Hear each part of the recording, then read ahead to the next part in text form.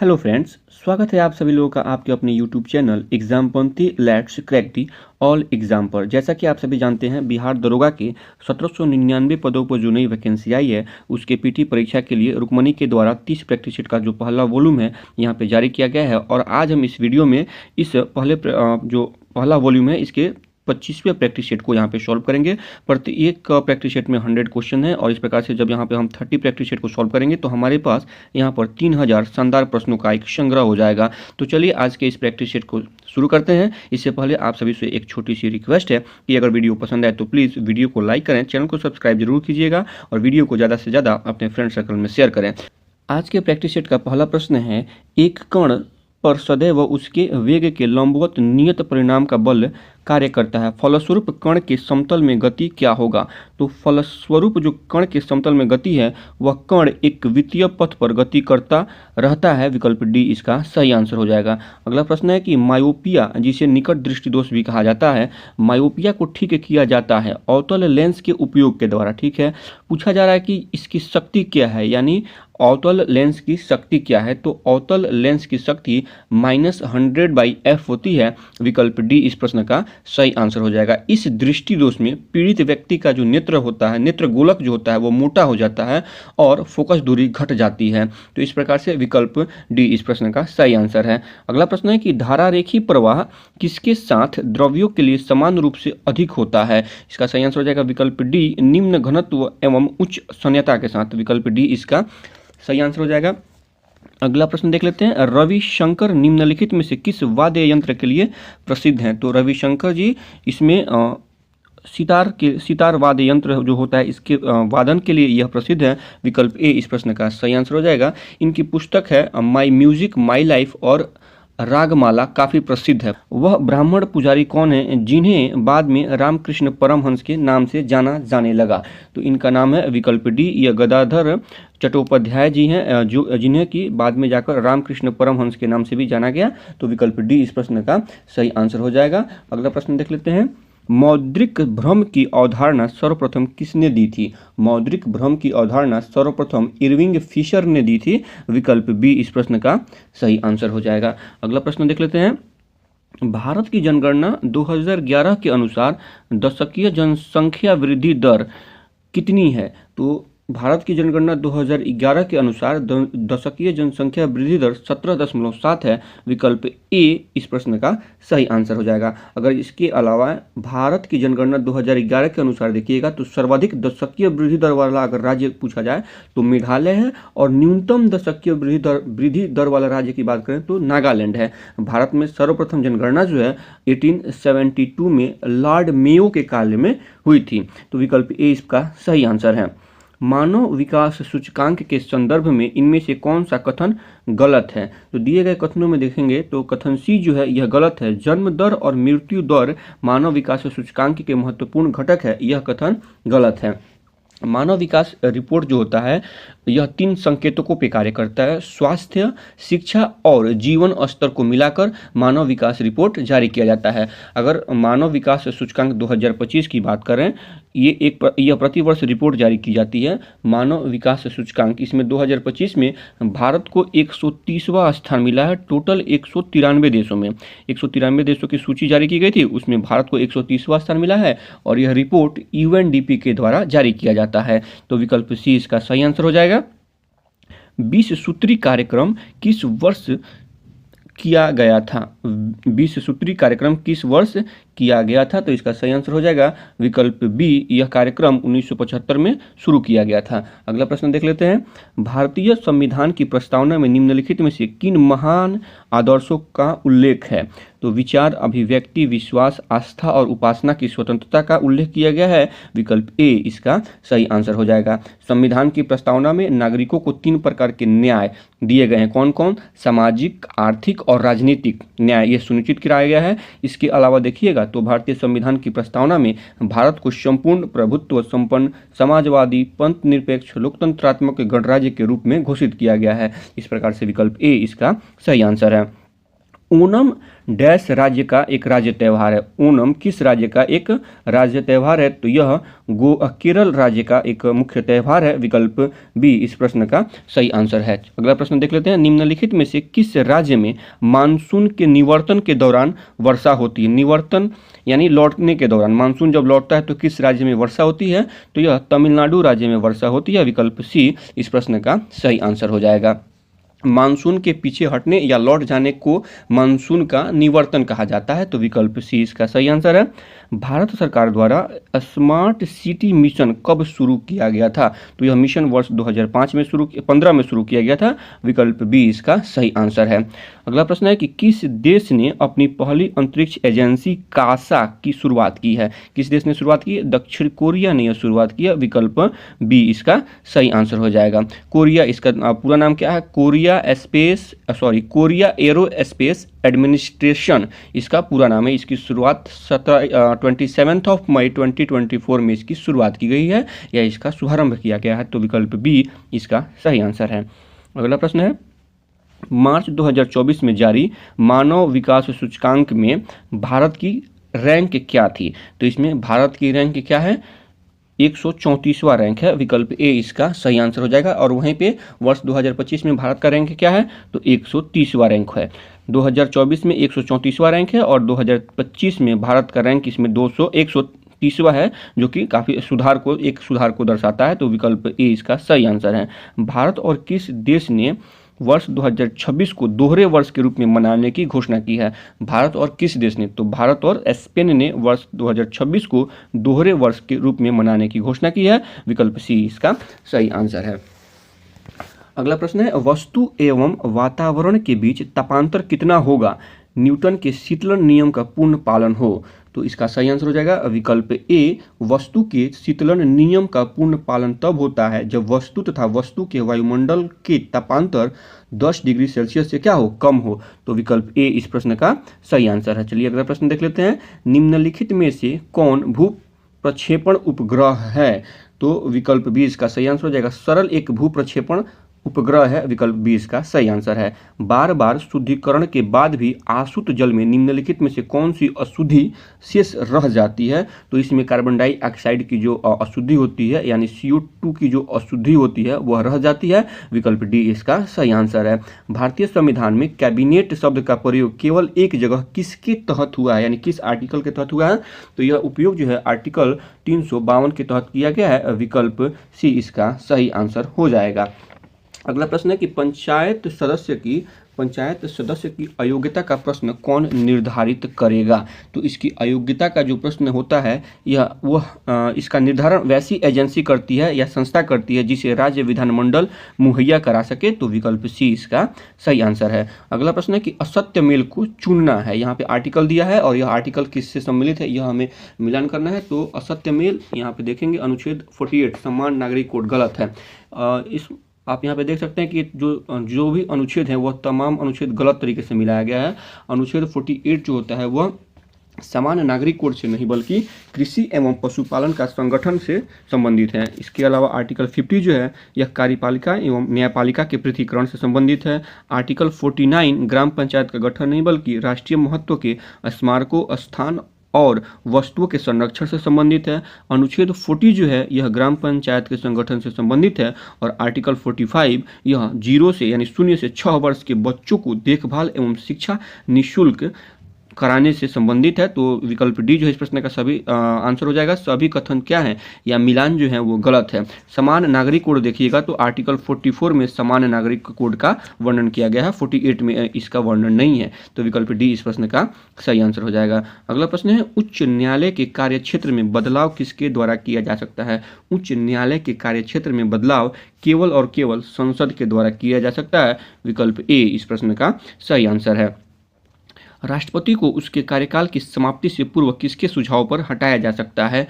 तो संसद के दोनों सदनों के सुझाव पर उसे कार्यकाल से पूर्ण होने से पहले हटाया जा सकता है। विकल्प डी इसका सही आंसर हो जाएगा। यानी हम कह सकते हैं महाभियोग के विधि के द्वारा इनको हटाया जा सकता है। चलिए अगला प्रश्न देख लेते हैं। राज्य में अध्यादेश किसके द्वारा लागू किया जा सकता है? तो राज्य में अध्यादेश राज्य के राज्यपाल के द्वारा लागू किया जाता है। विकल्प बी इसका सही आंसर हो जाएगा। राज्य में अध्यादेश राज्य के राज्यपाल के द्वारा लागू किया जाता है।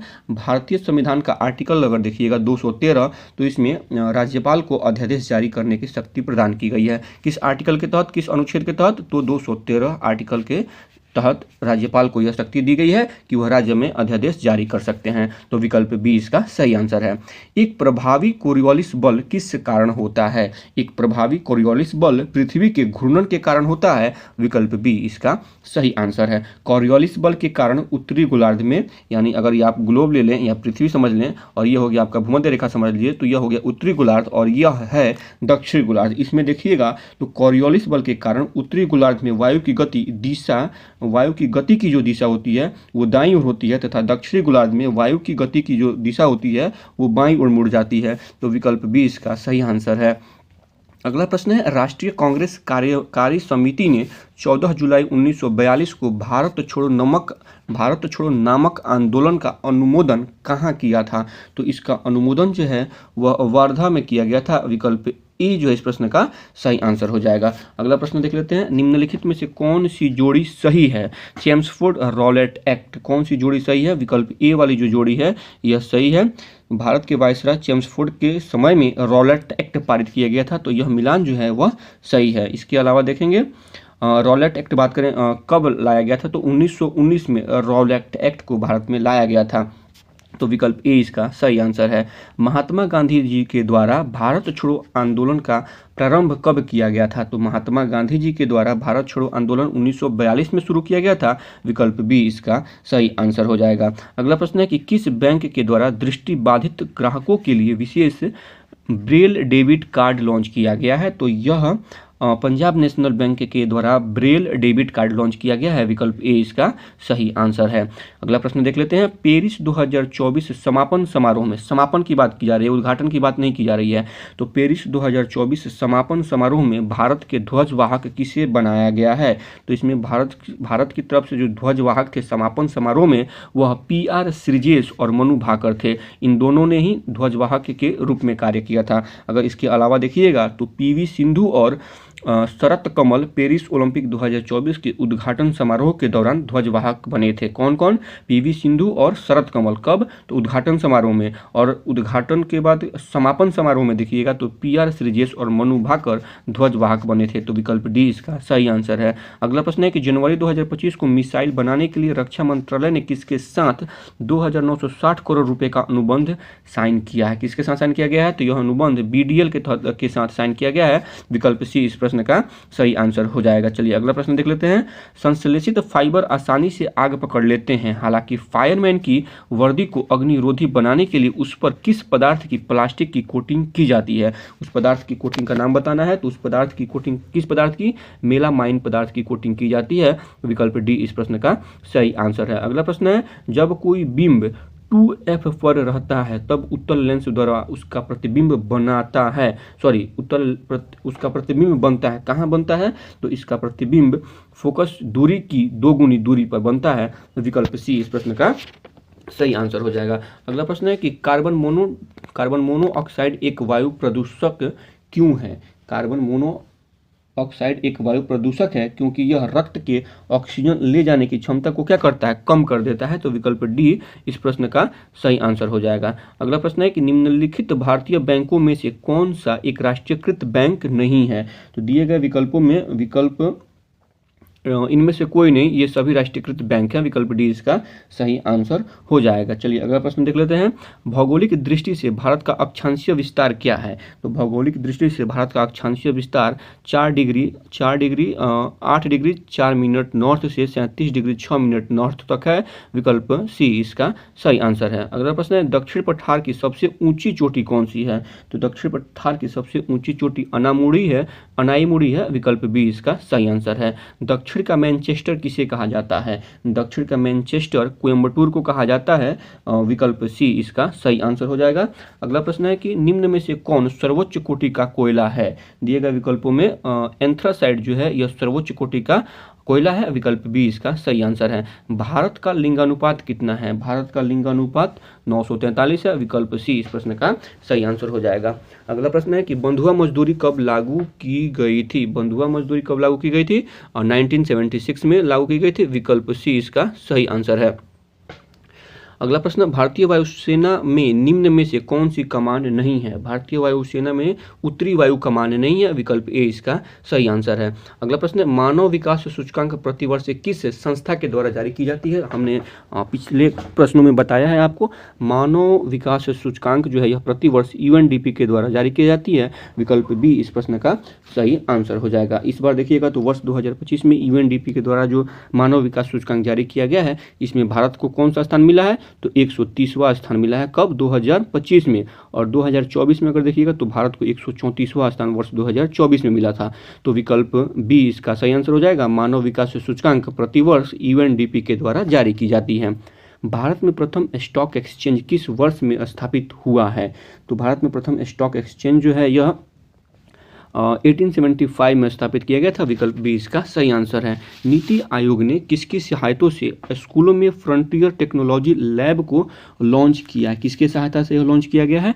तो मेटा के सहायता से यह लॉन्च किया गया है। विकल्प ए इसका सही आंसर है। अगला प्रश्न है कि वर्तमान में ब्रिक्स संगठन के सदस्य देशों की संख्या कितनी है? इसमें देखिएगा सदस्य देशों की संख्या जो है वो 11 है। विकल्प सी इसका सही आंसर हो जाएगा। जो नवीनतम सदस्य देश बना है इसमें वह इंडोनेशिया है। तो 11 सदस्य देश कौन कौन से हैं? तो आप ब्राज़ील, रूस, भारत, चीन, दक्षिण अफ्रीका, ईरान, मिस्र, इथियोपिया, संयुक्त अरब अमीरात, सऊदी अरब और इंडोनेशिया इसमें शामिल है। तो इस प्रकार से कुल सदस्य देशों की संख्या जो है ब्रिक्स में वह 11 है। अगला प्रश्न है कि भारत का पहला नॉर्वेस्टर्स का अध्ययन करने के लिए अनुसंधान परीक्षण केंद्र कहाँ बनाया जा रहा है? तो यह जो अनुसंधान केंद्र है यह उड़ीसा राज्य में बनाया जा रहा है। विकल्प ए इसका सही आंसर है।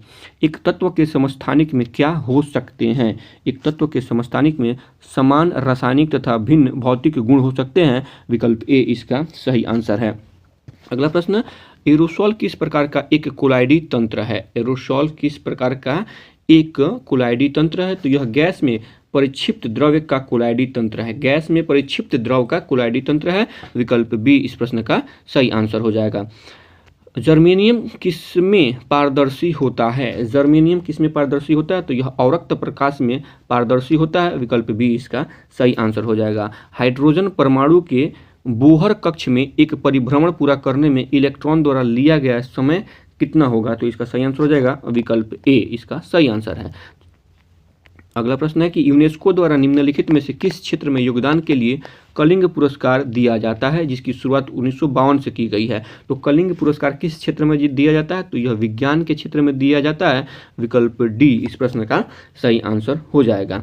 भारत के उपराष्ट्रपति का चुनाव किसके द्वारा किया जाता है? तो भारत के उपराष्ट्रपति का चुनाव जो है यह संसद के दोनों सदनों के सभी सदस्य, चाहे वह निर्वाचित हो या मनोनीत हो, इनके द्वारा किया जाता है। तो विकल्प बी इस प्रश्न का सही आंसर है। नेक्स्ट क्वेश्चन देख लेते हैं। 1917 की पहली रूसी क्रांति को किस नाम से जाना जाता है? तो पहली रूसी क्रांति को फरवरी क्रांति के नाम से जाना जाता है। विकल्प ए जो है इस प्रश्न का सही आंसर हो जाएगा। अगला प्रश्न है कि पृथ्वी के वायुमंडल का सर्वाधिक घनत्व कहाँ पर होता है?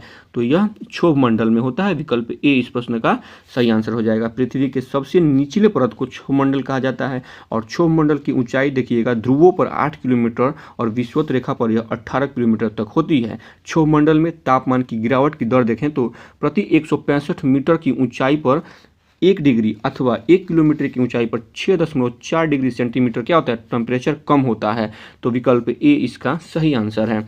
अगला प्रश्न है कि उस संसदीय समिति को जो भारत के नियंत्रक महालेखा परीक्षक की रिपोर्ट का समीक्षा करती है डैश कहा जाता है? क्या कहा जाता है? तो इस संसदीय समिति को लोक लेखा समिति कहा जाता है। विकल्प सी इसका सही आंसर हो जाएगा। लोक लेखा समिति में देखेंगे तो कुल 22 सदस्य होते हैं। कितने सदस्य? 22 सदस्य। 22 सदस्यों में 15 सदस्य जो होते हैं वह लोकसभा से होते हैं और 7 सदस्य राज्यसभा से होते हैं। प्रायः विपक्षी पार्टी के नेता लोक लेखा समिति के अध्यक्ष होते हैं। तो विकल्प सी इस प्रश्न का सही आंसर है। अगला प्रश्न है, अशोक के शिलालेखों में प्रयुक्त भाषा है। कौन सी भाषा प्रयुक्त है? तो इनकी शिलालेखों में प्राकृत भाषा प्रयुक्त है। विकल्प बी इसका सही आंसर है। बौद्ध ग्रंथ मिलिंद पन्हो में किस नगर का सजीव वर्णन किया गया है? किस नगर का? तो साकल नगर का जो है यह सजीव वर्णन किया गया है। विकल्प सी इसका सही आंसर हो जाएगा। अगला प्रश्न देख लेते हैं, राष्ट्रीय केला अनुसंधान केंद्र कहाँ स्थित है? राष्ट्रीय केला अनुसंधान केंद्र त्रिची में स्थित है। विकल्प ए इस प्रश्न का सही आंसर हो जाएगा। अगला प्रश्न देखते हैं, लोकसभा में राज्य दरबार सीटों का आवंटन 1971 की जनगणना पर आधारित है। यह निर्धारण किस वर्ष तक यथावत रहेगा? तो यह निर्धारण वर्ष 2026 तक यथावत रहेगा। विकल्प बी इसका सही आंसर हो जाएगा। महावीर स्वामी का जन्म कहाँ हुआ था? इनका जन्म जो है वह कुंडग्राम में हुआ था। विकल्प ए इस प्रश्न का सही आंसर हो जाएगा। कब हुआ था? तो 540 ईसा पूर्व में महावीर स्वामी जी का जन्म हुआ था। तो विकल्प ए इस प्रश्न का सही आंसर है। इनकी माता का नाम त्रिशला था और जो कि लिच्छवी गणराज्य के प्रमुख चेटक की बहन थी। तो विकल्प ए इसका सही आंसर है। द्वितीय विश्व युद्ध में 1 सितंबर 1939 को पोलैंड पर किसने आक्रमण किया था? द्वितीय विश्व युद्ध में 1 सितंबर 1939 को पोलैंड पर किसने आक्रमण किया था? तो पोलैंड पर एडोल्फ हिटलर ने आक्रमण किया था। विकल्प बी इसका सही आंसर है। दुनिया के गर्म होने पर पृथ्वी के वायुमंडल और महासागरों का अध्ययन करने के लिए नासा द्वारा कौन सा मिशन लॉन्च किया गया है? तो नासा के द्वारा पेस मिशन लॉन्च किया गया है। विकल्प सी इसका सही आंसर हो जाएगा। अगला प्रश्न है कि बिहार पुलिस द्वारा आपराधिक पहचान के लिए कौन सा ऐप लॉन्च किया गया है? इस ऐप का नाम है चक्र। विकल्प ए इसका सही आंसर है। नेताजी सुभाष चंद्र बोस के जयंती के अवसर पराक्रम दिवस कब मनाया जाता है? यानी नेताजी सुभाष चंद्र बोस जी के जन्मदिन को क्या कहते हैं? पराक्रम दिवस कहते हैं। और यह कब मनाया जाता है? तो पराक्रम दिवस 23 जनवरी को मनाया जाता है। विकल्प ए इसका सही आंसर हो जाएगा। अगला प्रश्न है कि एक लंबा वृत्त अपने अपसी उत्पादों को कहाँ संग्रहित करता है? वृक्ष है, एक लंबा वृक्ष अपनी अपसी उत्पादों को कहाँ संग्रहित करता है? तो यह पुराने जाइलम में संग्रहित करता है। विकल्प ए इसका सही आंसर हो जाएगा। मानव शरीर में 29 हड्डियां होती हैं, इनमें कौन सा वर्गीकरण सही है? 29 हड्डियां तो होती हैं और कहाँ कहाँ कैसे कैसे इनका वर्गीकरण होता है यह पूछा गया है। तो विकल्प बी इसका सही आंसर हो जाएगा। 29 हड्डियों में देखिएगा तो माथा जो होता है उसमें 8 हड्डियां होती हैं, चेहरे पे 14 हड्डियां होती हैं, कान में 6 हड्डियां होती हैं तथा कंठी कास्थि में 1 हड्डी होती है। तो विकल्प बी इस प्रश्न का सही आंसर है। निम्नलिखित में से कौन सा अनुमस्तिष्क के लिए सही नहीं है? अनुमस्तिष्क के लिए कौन इसमें सही नहीं है? तो विकल्प बी जो है यह सही नहीं है। यह बोलने, देखने, सूंघने, स्वाद लेने, सुनने, बुद्धिमत्ता इत्यादि जैसी गतिविधियों को नियंत्रित करता है। यह जो स्टेटमेंट है यह सही नहीं है। तो विकल्प बी इसका सही आंसर हो जाएगा। अगला प्रश्न देख लेते हैं, मानव शरीर में वसा का पाचन मुख्यतः किस में होता है? तो मानव शरीर में वसा का जो पाचन होता है यह छोटी आंत में होता है। विकल्प ए इसका सही आंसर है। प्रोटीन का पाचन कहाँ होता है? आमाशय में प्रारंभ हो जाता है, आमाशय से प्रारंभ हो जाता है। कार्बोहाइड्रेट का पाचन कहाँ से होता है? तो इसका जो पाचन की प्रक्रिया है मुख गुहा से प्रारंभ हो जाती है। और मानव शरीर में वसा का जो पाचन होता है मुख्यतः छोटी आंत में होता है। तो विकल्प ए इसका सही आंसर हो जाएगा। भारत में कौन सा राज्य मूंगफली उत्पादन में अग्रणी राज्य है? तो यह विकल्प डी इसका सही आंसर हो जाएगा। गुजरात राज्य भारत में मूंगफली उत्पादन में अग्रणी राज्य है। विकल्प डी इसका सही आंसर हो जाएगा। चलिए अगला प्रश्न देखते हैं, भूदान आंदोलन किसने प्रारंभ किया और प्रारंभ कब हुआ था? तो भूदान आंदोलन का जो प्रारंभ है वो 18 अप्रैल 1951 में किया गया था। और किसने इसका प्रारंभ किया था? तो इसको विनोबा भावे जी के द्वारा आरंभ किया गया था या प्रारंभ किया गया था। विकल्प सी इस प्रश्न का सही आंसर हो जाएगा। विंसेंट स्मिथ ने भारत का नेपोलियन किसे कहा है? तो विंसेंट स्मिथ ने भारत का नेपोलियन समुद्रगुप्त को कहा है। विकल्प डी इसका सही आंसर है।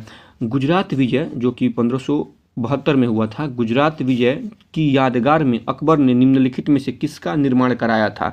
तो अकबर ने बुलंद दरवाजा का निर्माण कराया था। विकल्प बी इसका सही आंसर हो जाएगा। निम्नलिखित में से कौन सा युग्म सही सुमेलित नहीं है? पानीपत का युद्ध जो है वो 1526 में हुआ है, यह सुमेलित है। खानवा का युद्ध 1527 में, घाघरा का युद्ध 1529 में और चंदेरी का युद्ध 1530 में। तो लास्ट जो विकल्प है विकल्प डी, यह सुमेलित नहीं है। चंदेरी का युद्ध 1530 में नहीं बल्कि यह 1528 में हुआ था। तो इस प्रकार से विकल्प डी इसका सही आंसर हो जाएगा। चंदेरी का युद्ध बाबर और मेदिनी राय के बीच में हुआ था। विकल्प डी इस प्रश्न का सही आंसर है।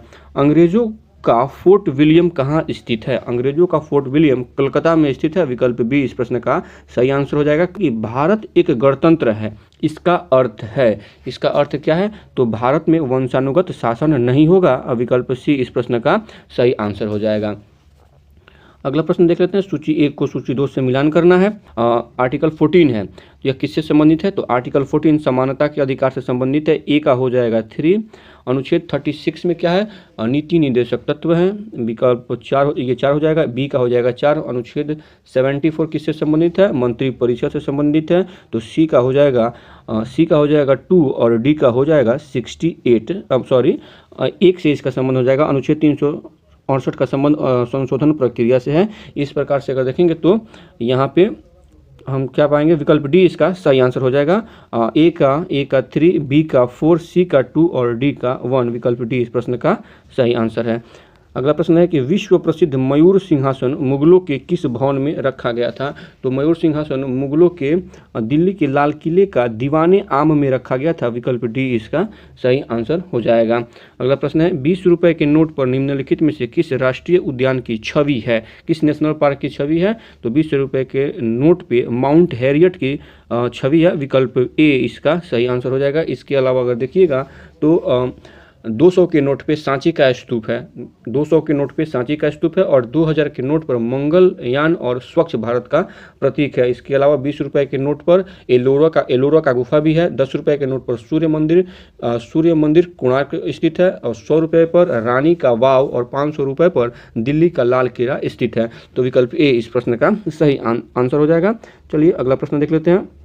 कुछ बहुउद्देशीय परियोजनाएं हैं और यह बहुउद्देशीय परियोजनाएं किन नदियों पर स्थित है उनका यहाँ पे सही मिलान करना है। तो इडुक्की जो बहुउद्देशीय परियोजना है यह पेरियार नदी पर स्थित है। तो ए का हो जाएगा 4। माता टीला बेतवा नदी पर स्थित है। 1 का हो जाएगा बी का हो जाएगा 1। नागा अर्जुन सागर यह कृष्ण नदी पे है। तो सी का हो जाएगा 3 और पोचाम्पाद जो पर बहुउद्देशीय परियोजना है यह गोदावरी नदी पर है। तो डी का हो जाएगा 2। तो इस प्रकार से ऑप्शन सी जो है इस प्रश्न का सही आंसर हो जाएगा। चलिए अगला प्रश्न देख लेते हैं। हिंदी साहित्य भारती पुरस्कार 2024 से किसे सम्मानित किया गया है?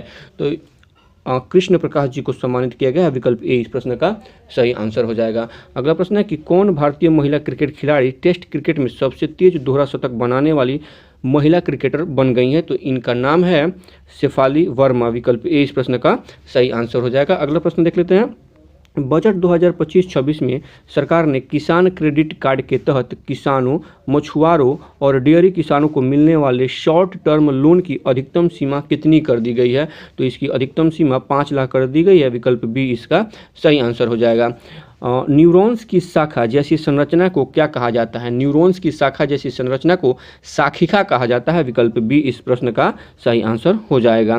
निम्न में कौन बीज के 3 भाग हैं?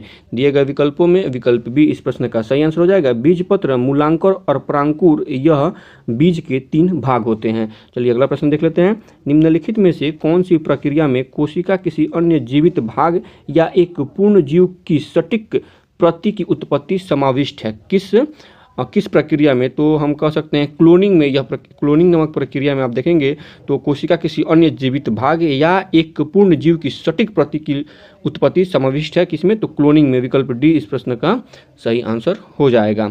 अगला प्रश्न देख लेते हैं।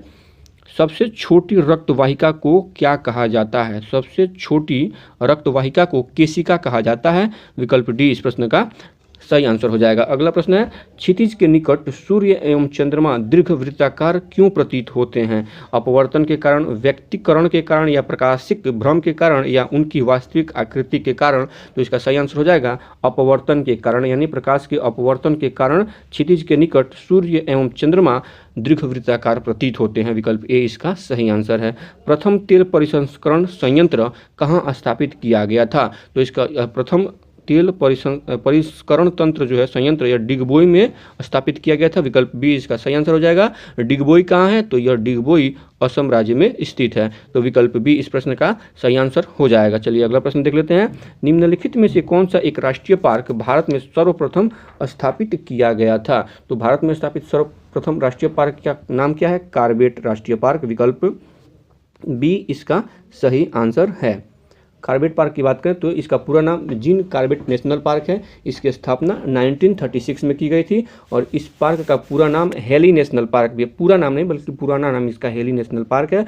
और भारत का सबसे बड़ा क्षेत्रफल वाला अगर नेशनल पार्क की बात करें तो हेमिस राष्ट्रीय उद्यान है जो कि लेह लद्दाख में अवस्थित है। तो विकल्प बी इसका सही आंसर है। काली मिट्टी का विस्तार पाया जाता है। काली मिट्टी का विस्तार कहाँ पाया जाता है? तो महाराष्ट्र, मध्य प्रदेश और गुजरात में पाया जाता है। विकल्प डी जो है इस प्रश्न का सही आंसर है। अगला प्रश्न, यहाँ से मैथ्स के कुछ प्रश्न स्टार्ट हैं।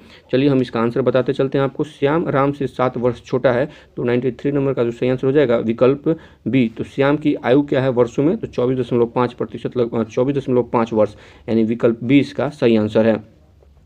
और 94 का सही आंसर हो जाएगा विकल्प ए। 95 का सही आंसर हो जाएगा विकल्प सी इसका सही आंसर है, 7,592 रुपये।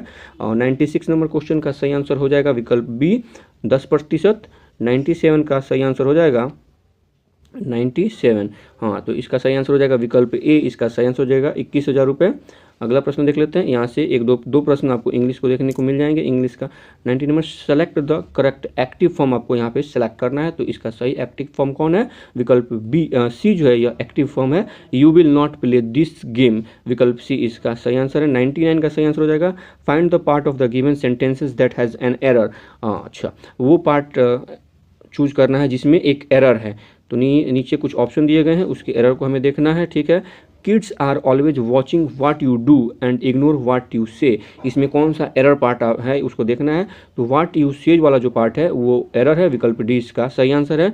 और अगला और अंतिम प्रश्न है कि दिए गए शब्द का पर्यायवाची ज्ञात करना है। तो शब्द दिया गया है झोपड़ी और इसका पर्यायवाची क्या होगा? तो इसका पर्यायवाची हो जाएगा पर्णकुटी। विकल्प बी इस प्रश्न का सही आंसर हो जाएगा। इस प्रकार से यह यहाँ पे 100 प्रश्नों का जो प्रैक्टिस सेट था यहाँ पे समाप्त होता है। आशा करते हैं वीडियो आप लोगों को पसंद आई होगी। तो अगर वीडियो पसंद आई हो तो प्लीज़ वीडियो को लाइक करें, चैनल को सब्सक्राइब करें तथा वीडियो को ज़्यादा से ज़्यादा अपने फ्रेंड सर्कल में शेयर करें। इस वीडियो को यहीं पे समाप्त करते हैं। मिलते हैं 26 नंबर प्रैक्टिस सेट में। तब तक के लिए धन्यवाद।